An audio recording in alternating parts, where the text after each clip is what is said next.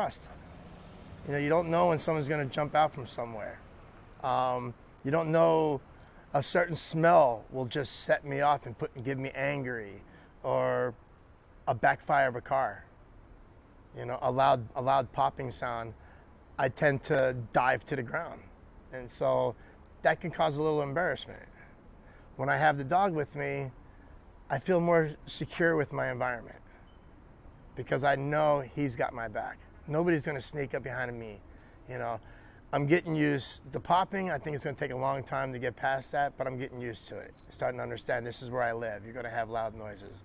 But I'm also getting ready to move back to the country where I'm not going to have to deal with that. Now, tell me about your service. You were in the Army? I was in the Army in the 1980s. Back in the 80s? Yes. Okay. Did you serve at all? Or? Yes, I went overseas.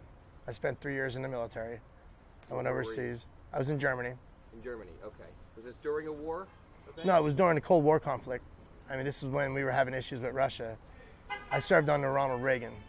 Okay. Absolutely best president ever. And tell me about, did you see combat or? No. Okay. No. There was no combat at that time. They were just missions.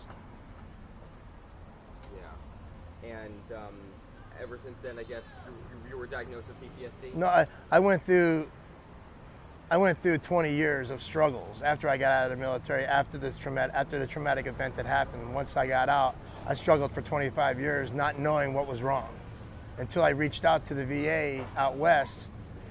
They did an interview with me, did some background history, and said, listen, we think you got PTSD. Once I got into a program to help me with PTSD, my life changed. I no longer drink like I did. I no longer have to use drugs like I did. My life is in a different place. I'm married. I have children now. My adult children respect me now. Life is better.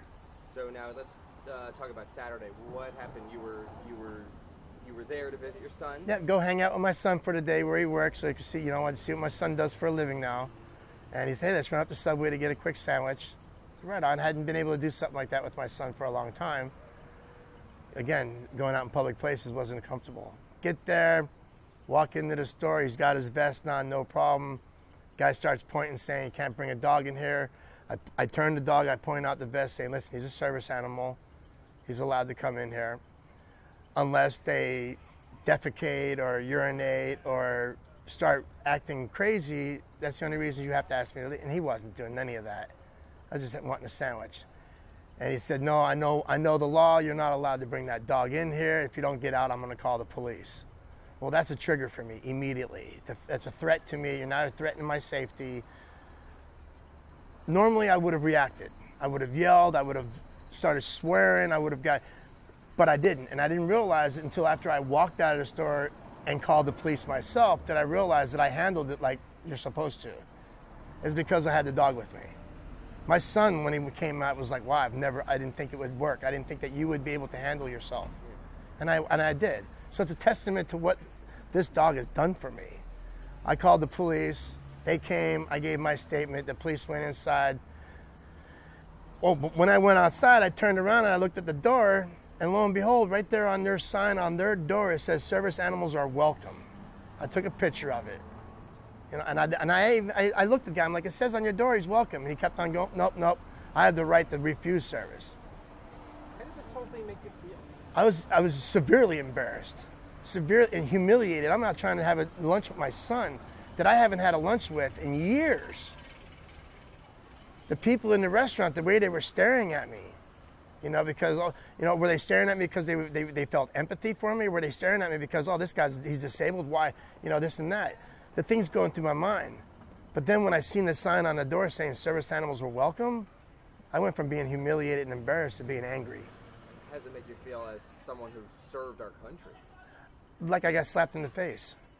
And even less, they were foreigners that ran the subway. You think that they would even appreciate more when I explain I'm a veteran. I'm a disabled veteran. This is my service dog. And it's like, is this how you act in your country? Because this isn't how we act and treat veterans in our country. So clearly you have a good reason, and you had to provide, I'm sure, proof from doctors to even get. Oh yeah, I have a prescription. I had to go. I had a prescription for it. I had I had documentation sent there. Yeah. Hey, this is very documented. Yeah, yeah. I mean, I'm through the VA, I'm disabled, and through Social Security, I'm disabled for PTSD. Yeah.